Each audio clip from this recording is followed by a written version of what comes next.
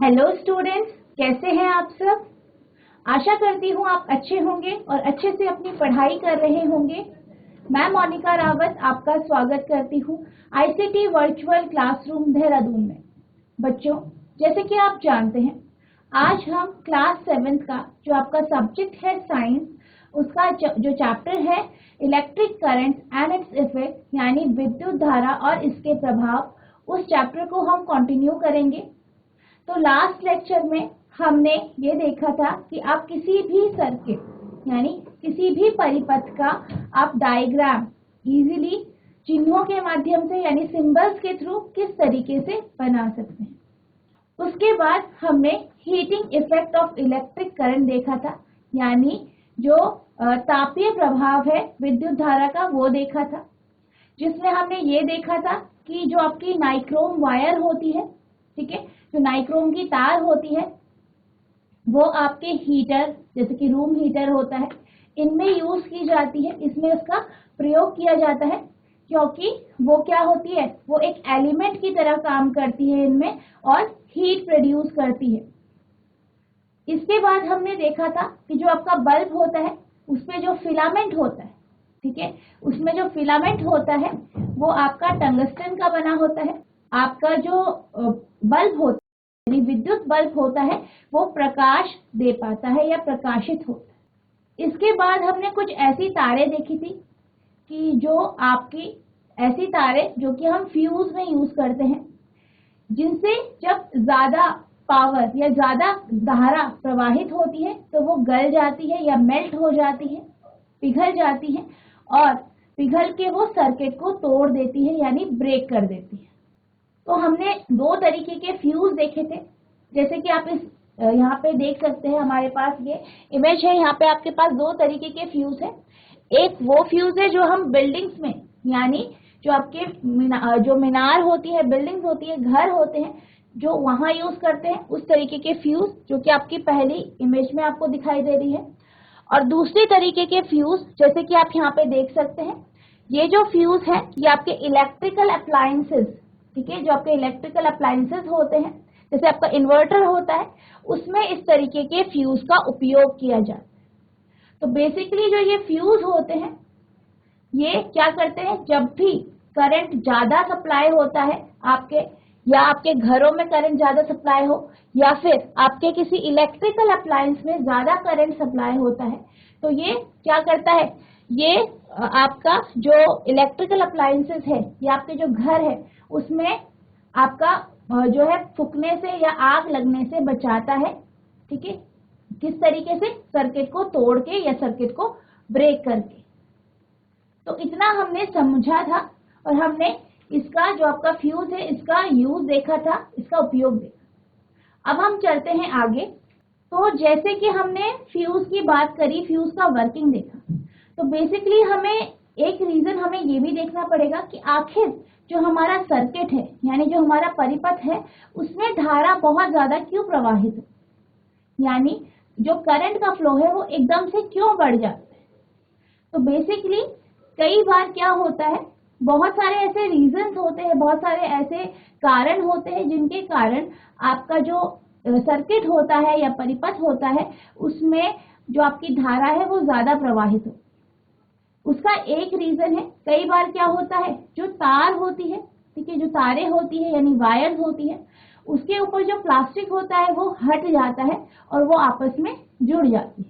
तो जब ये तारें आपस में जुड़ जाती है तो एकदम से बहुत ज्यादा करंट आपके सर्किट यानी परिपथ से फ्लो होता है यानी प्रवाहित होता है। इस कंडीशन को हम शॉर्ट सर्किट कहते हैं यानी लघु पथन कहते हैं। यानी one reason for excessive current in electrical circuit is direct touching of wires. One reason for excessive current in the electrical circuit is direct touching of wires. यानी विद्युत परिपथों में अत्यधिक विद्युत धारा प्रवाहित होने का एक कारण विद्युत तारों में परस्पर सीधा संपर्क हो जाना होता है। यानी कई बार क्या होता है कि जैसे मैंने आपको बताया तारों के ऊपर जो प्लास्टिक की कवरिंग होती है, कवर होता है, वो हट जाता है और तार आपस में कनेक्ट हो जाते हैं, जुड़ जाते हैं, जिस कारण जो आपका धारा है यानी करंट है, ठीक है, तो जो करंट है वो सर्किट से बहुत ज्यादा फ्लो करता है यानी प्रवाहित होता है, जिस कारण आपका क्या हो जाता है, दिस में कॉज अ शॉर्ट सर्किट, इससे लघु पतन यानी शॉर्ट सर्किट हो सकता है। तो एक रीजन आपका ये है कि जब वायर्स आपस में जुड़ जाती है, इसका रीजन कुछ भी हो सकता है, जैसे कि मैंने आपको बताया प्लास्टिक हट जाती है तो कई बार वायर आपस में या तारें आपस में जुड़ जाती है, जिस कारण करंट बहुत ज्यादा फ्लो करता है और इस कंडीशन को हम शॉर्ट सर्किट कहते हैं।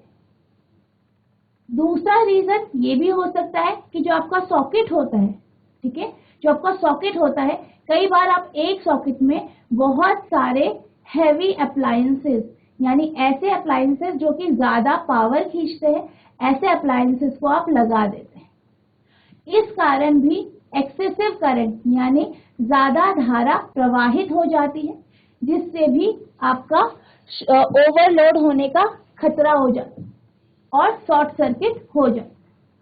यानी another reason for excessive current can be the connection of many devices to a single socket, ठीक है, connection of many devices to a single socket यानी अत्यधिक धारा प्रवाहित होने का एक कारण एक ही सॉकेट से कई युक्तियों को संयोजित करना हो सकता है। यानी एक सर्किट में आपने बहुत सारी युक्तियां यानी जो आपके डिवाइसेस है, अप्लायंसेस हैं, उनको आपने लगा दिए हैं, जिस कारण क्या होता है, धारा अत्यधिक प्रवाहित होती है।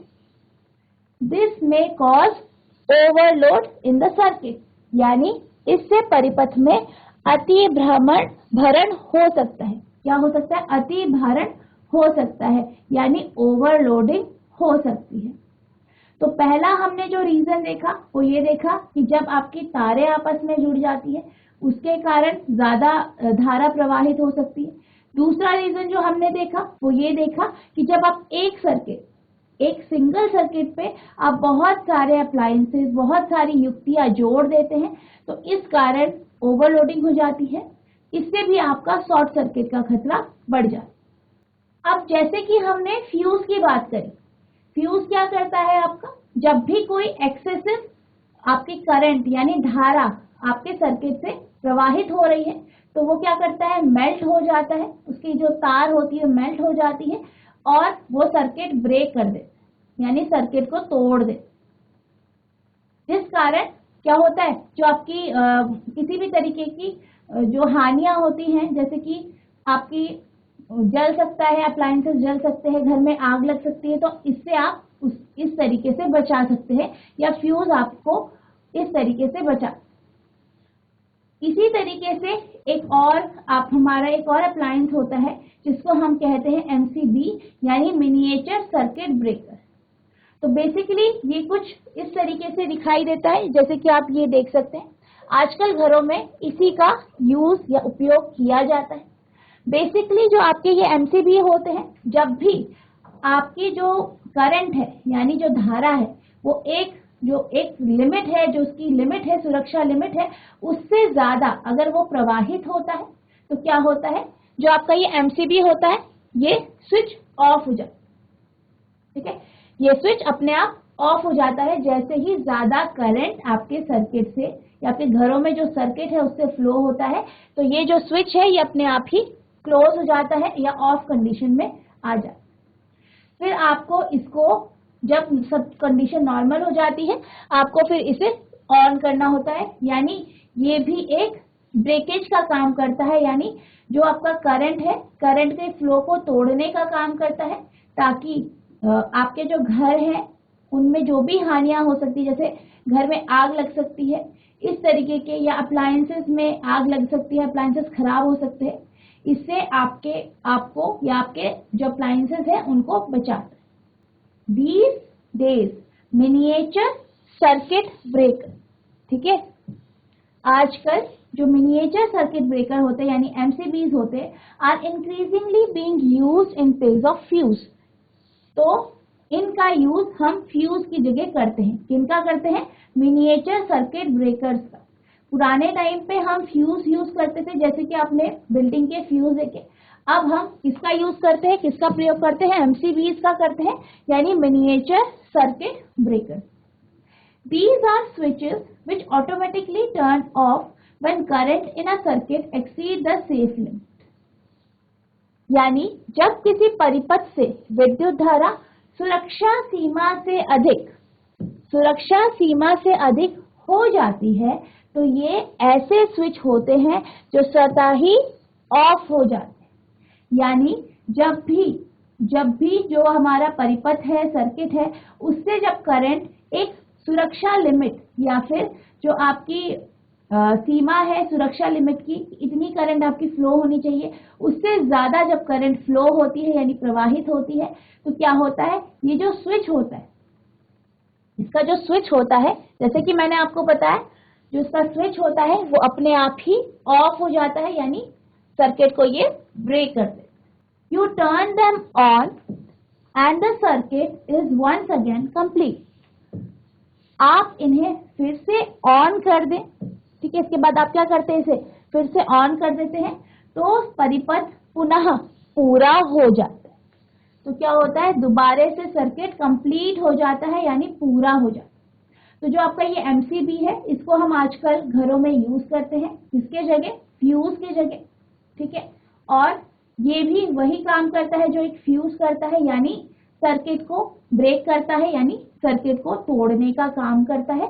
जब भी ज्यादा धारा या ज्यादा करंट सर्किट से फ्लो होती है उस समय, जब भी आप किसी भी तरीके का फ्यूज लें, ठीक है, या फिर आप जो एमसीबी लें, तो हमेशा आपको एक अच्छी क्वालिटी का फ्यूज या एमसीबी लेना चाहिए। और आपका जो फ्यूज या एमसीबी है उस पे आईएसआई मार्क लगा होना चाहिए, यानी आपको आईएसआई मार्क का ही एमसीबी या फ्यूज लेना चाहिए। आपको कभी भी एक सिंपल सी वायर, ठीक है, यानी तार या किसी भी मेटल की स्ट्रिप फ्यूज के जगह नहीं लगानी चाहिए। तो जब भी आप एमसीबी लें या फिर आप फ्यूज लें, तो हमेशा ये देखें कि उसमें कौन सा मार्क लगा होना चाहिए? आईएसआई मार्क उसमें होना चाहिए। Always use proper fuses which have been specified for particular appliances. यानी जब भी आप कोई भी फ्यूज लें, तो एक उचित फ्यूज लें जिनका उल्लेख किसी विशेष अनुप्रयोगों के लिए किया गया हो, यानी एक पर्टिकुलर अप्लायंसेस के लिए, एक पर्टिकुलर एप्लीकेशन के लिए जिस तरीके का फ्यूज चाहिए, ठीक है, जिस क्वालिटी का, जिस तरीके का आपको फ्यूज चाहिए, उसी तरीके का आपको फ्यूज लेना चाहिए, जिसमें आपका आईएसआई चिन्ह बना होना चाहिए। Never use just any wire or strip of wire in place of a fuse. यानी फ्यूज के स्थान पर किसी भी तार अथवा धातु की पट्टी का उपयोग कदापि नहीं करना चाहिए। यानी फ्यूज के जगह आप कोई भी तार या कोई भी मेटल की जो पट्टी होती है यानी स्ट्रिप होती है, उसका आप यूज नहीं करेंगे। आप प्रॉपरली फ्यूज या फिर एमसीबी का ही यूज करेंगे, और जो आपके फ्यूज यूज करेंगे या एमसीबी यूज करेंगे वो आईएसआई मार्क की होनी चाहिए। तो अभी तक जो हमने पढ़ा, हमने क्या पढ़ा? हीटिंग इफेक्ट ऑफ इलेक्ट्रिकल, यानी तापीय प्रभाव आपके विद्युत धारा के, ठीक है, जो आपकी विद्युत धारा उसके हमने तापीय प्रभाव पढ़े। अब हम इसके चुंबकीय प्रभाव पढ़े, यानी मैग्नेटिक इफेक्ट पढ़े, इसके आपके इलेक्ट्रिक करंट। तो इसको समझने के लिए हम एक एक्टिविटी करेंगे। तो आपकी जो एक्टिविटी है वो इस तरीके से है कुछ। आपको क्या करना है? एक माचिस का जो डब्बा होता है, ठीक है, माचिस का डब्बा लेना है, उसमें आपने एक कंपास, ठीक है, जो आपका कंपास होता है, आपने क्लास 6 में पढ़ा है कंपास, मैग्नेटिक कंपास पढ़ा है आपने क्लास 6 में। तो आपको वही मैग्नेटिक कंपास आपको लेना है और उसको आपको माचिस की डिब्बी पे रख दे, और इस माचिस की डिब्बी के चारों तरफ आपको तार से इस तरीके से तार लपेट देनी है। आपको दिखाई दे रहा होगा कि इस माचिस की जो डिब्बी है इस पे तार लपेटी गई है। अब आपको क्या करना है, इस तार का एक छोर आप तार से जोड़ोगे और उसे एक बल्ब, यहाँ पे आपको दिखाई दे रहा होगा कि ये किसका साइन है, बल्ब का साइन है, ठीक है, ये किसका साइन है, बल्ब का साइन है। तो आपको उस तार का एक छोर बल्ब से कनेक्ट करना है और उस तार का दूसरा छोर आपको एक सेल से कनेक्ट करना है, यहाँ पे आपको दिखाई दे रहा होगा सेल, ठीक है, और फिर ये आपको एक स्विच से इस तरीके से जोड़ देना है और फिर आपको इस स्विच का दूसरा छोर आपको बल्ब से जोड़, यानी आपको इस तरीके से आपको पूरा अरेंजमेंट करना है। इस तरीके से आपको सारी जो चीजें हैं इनको इस तरीके से जोड़ देंगे। अब आप देखेंगे कि जो आपका मैग्नेटिक कंपास है, ठीक है, वो एक प्रॉपर डायरेक्शन में, उसकी जो सुई है एक प्रॉपर डायरेक्शन में हो। अब आपको क्या करना है, अभी आप देख सकते हैं ये आपकी स्विच ऑफ की कंडीशन है, यानी जो आपका ये परिपथ है या सर्किट है ये ब्रेक हो रखा है यानी टूटा हुआ। अब आप इसे स्विच ऑन करेंगे तो स्विच ऑन की कंडीशन में आप जानते हैं कि जो स्विच होगा वो कुछ इस तरीके से हो जाए, यानी ये स्विच इस तरीके से स्विच ऑन की कंडीशन हो जाए। तो जैसे ही स्विच ऑन होगा आप जानते हैं इससे करंट फ्लो होगा और आपका जो बल्ब है वो प्रकाशित होगा या फिर लाइट देगा या प्रकाश देगा। और आप जानते हैं क्योंकि ये पूरा एक प्रॉपर एक परिपथ है, सर्किट है, तो करंट इससे फ्लो होगा यानी करंट इससे प्रवाहित होगा, यानी धारा इससे प्रवाहित होगी। तो जैसे ही धारा इससे प्रवाहित होगी तो जो आपके बॉक्स में कंपास रखा है, ठीक है, जो आपके बॉक्स में मैग्नेटिक कंपास रखा है वो डिफ्लेक्ट होगा, ठीक है, यानी वो अपनी डायरेक्शन चेंज करेगा, यानी वो अपनी दिशा को बदले। तो इससे हमें ये पता चला कि जब हम किसी सर्किट से या किसी परिपथ से या आप कह सकते किसी वायर से अगर हम करंट फ्लो कराते हैं यानी धारा प्रवाहित कराते हैं तो वो कंडक्टर, वो चालक या वो वायर आपका उसके चारों तरफ मैग्नेटिक फील्ड डेवलप हुई। तो आपको कैसे पता चला कि मैग्नेटिक फील्ड डेवलप हुई? क्योंकि जो इसमें यानी जो आपका मैच बॉक्स है या माचिस का डब्बा है उसमें आपने एक कंपास रखा और कंपास ने अपनी जो उसकी सुई है उसने अपनी जगह चेंज की। और आप ये जानते हैं कि जो आपका कंपास होता है, आपने क्लास 6 में पढ़ा है मैग्नेटिक कंपास, जो कंपास होता है उसकी जो सुई होती है वो मैग्नेटिक मटेरियल की बनी होती है, यानी चुंबकीय धातु की बनी होती है। तो जब भी हमने ये देखा था, जब भी हम मैग्नेटिक कंपास को किसी मैग्नेट यानी चुंबक के पास रखते हैं तो वो डिफ्लेक्ट होती है। वो क्यों डिफ्लेक्ट होती है? क्योंकि वो मैग्नेटिक फील्ड यानी चुंबकीय क्षेत्र में रखी है, तो उस चुंबकीय प्रभाव के कारण उसकी जो निडल है या सुई है वो अपनी पोजीशन चेंज करती है यानी डिफ्लेक्ट करती है। तो यहाँ भी जैसे ही हमने करंट इससे पास करवाया यानी जैसे ही धारा इस सर्किट से प्रवाहित हुई, इस वायर से, इस कंडक्टर से, इस चालक से प्रवाहित हुई, तो क्या हुआ, जो कंपास है, ठीक है, जो इस डब्बे में कंपास रखा है उसकी जो निडल है यानी उसकी जो सुई है वो डिफ्लेक्ट हुई, यानी उसने अपनी जगह चेंज करी, वो डिफ्लेक्ट हुई।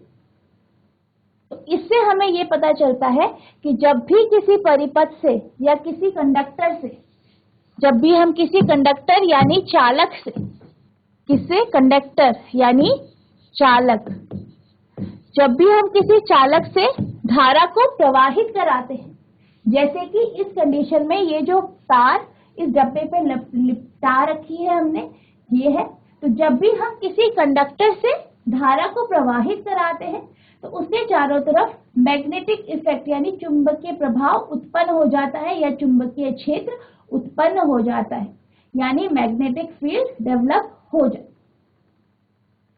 तो इससे हमें ये पता चलता है कि जो एक करंट कैरिंग कंडक्टर होता है यानी ऐसा चालक जिससे करंट यानी धारा प्रवाहित हो रही है, तो वो अपने आप अपने चारों तरफ यानी अपने क्षेत्र में वो चुंबकीय क्षेत्र उत्पन्न करता है। तो जैसे कि मैंने आपको समझाया अभी एक्टिविटी, उसके अकॉर्डिंग जो आपकी इस एक्टिविटी की जो ऑब्जर्वेशन है वो कुछ इस तरीके से है। We know that the needle of a compass is a tiny magnet which points in north-south direction. यानी हम जानते हैं कि चुंबकीय सुई एक लघु चुंबक होती है। चुंबकीय सुई क्या होती है? एक लघु चुंबक होती है, यानी टाइनी मैग्नेट्स होती है, जो उत्तर दक्षिण दिशा की ओर संकेत करती है, यानी जो कि नॉर्थ साउथ डायरेक्शन में क्या होती है? पॉइंट करती है, संकेत करती है।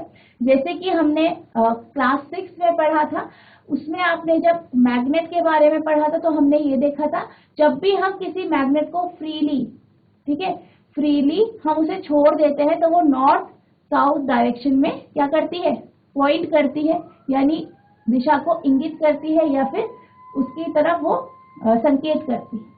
तो जो आपका मैग्नेटिक कंपास है, जैसे कि मैंने अभी बताया, उसकी जो निडल होती है वो एक छोटे या टाइनी या लघु चुंबक की तरह काम करती है, जो उत्तर दक्षिण दिशा की ओर संकेत यानी क्या करता है? पॉइंट कर।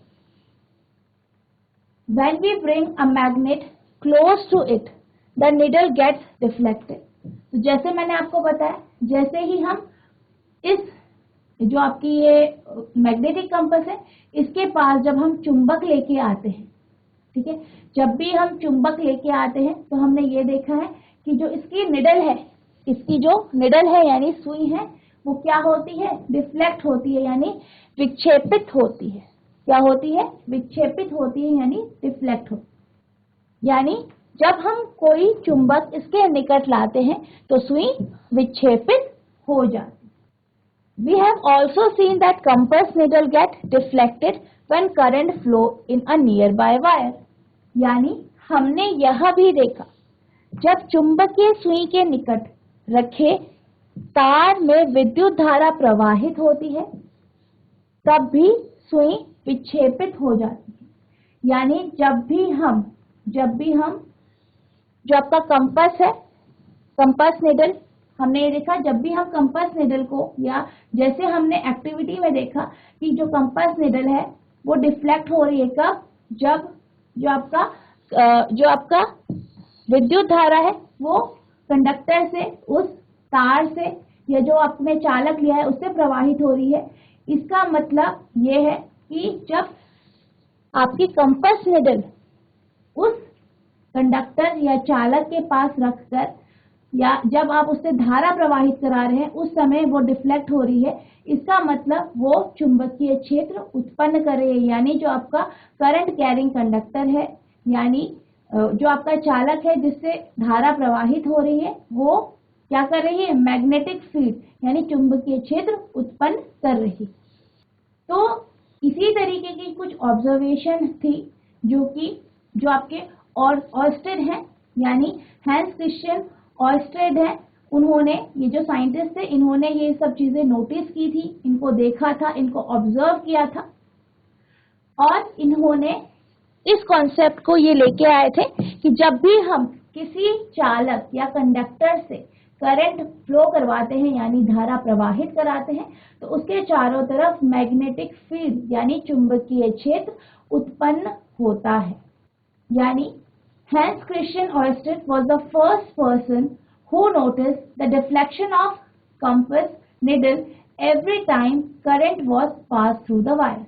यानी हैंस क्रिश्चियन ऑयस्टेड नामक वैज्ञानिक ऐसे पहले व्यक्ति थे जिन्होंने यह देखा कि जब भी किसी तार से विद्युत धारा प्रवाहित होती है, ठीक है, किसी तार से विद्युत धारा प्रवाहित होती है, तो उसके पास रखी चुंबकीय सुई में विक्षेप होता है।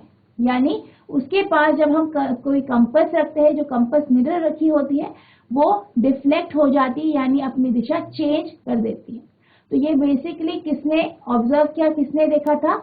हैंस क्रिश्चियन ऑयस्टेड एक वैज्ञानिक थे, इन्होंने इसको ऑब्जर्व किया था ये देखा था कि जब भी हम किसी करंट कैरिंग वायर या करंट कैरिंग कंडक्टर या ऐसा चालक जिससे हम धारा को प्रवाहित करा रहे हैं, उसके पास अगर हम आपका मैग्नेटिक कंपास रखें तो वो उसकी जो सुई होती है वो डिफ्लेक्ट होती है, यानी विक्षेपित होती है। यानी when electric current passes through a wire it behaves like magnet। तो इसका जो हमने ये एक्टिविटी करी, इसका ऑब्जर्वेशन या इसका पूरा निष्कर्ष यही निकला कि जब किसी तार से when electric current passes through a wire it behaves like a magnet, यानी जब किसी तार से विद्युत धारा प्रवाहित होती है तो वह चुंबक की भांति व्यवहार करता है। जैसे कि हमने एक्टिविटी में देखा, हमने ऑब्जर्व किया, ये देखा कि जब भी हम किसी जो आपकी कंडक्टर है या कोई तार है या कोई भी आपका चालक है, उससे जब हम धारा को प्रवाहित कराते हैं यानी करंट फ्लो करवाते हैं तो क्या होता है, वो चुंबक की तरह बिहेव करता है यानी एक्ट करता है। This is the magnetic effect of electric current, यानी इसे विद्युत धारा का चुंबकीय प्रभाव कहते हैं। यानी इससे आपको ये पता चला कि जो आपका इलेक्ट्रिक करंट है यानी विद्युत धारा है, वो चुंबकीय प्रभाव भी उत्पन्न करता है यानी मैग्नेटिक इफेक्ट डेवलप कर। तो आई होप जो मैंने आपको आज हीटिंग इफेक्ट के जो कॉन्सेप्ट बताए, फ्यूज के बारे में बताया और जो मैंने आपको मैग्नेटिक इफेक्ट बताया इलेक्ट्रिक करंट का, यानी जो विद्युत धारा है उसका चुंबकीय प्रभाव पढ़ाया, वो आपको समझ में आ गया होगा। जितनी हमने आज एक्टिविटीज देखी वो भी आपको समझ में आ गई होंगी। तो बच्चों आज के लिए बस इतना ही, मिलते हैं आप नेक्स्ट क्लास में। तब तक के लिए thank you and have a nice day.